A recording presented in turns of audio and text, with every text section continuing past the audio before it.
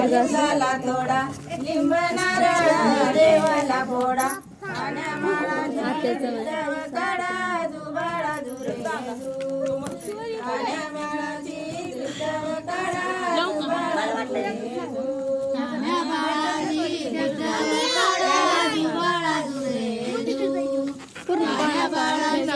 पूर्ण पाळणा घ्यायचा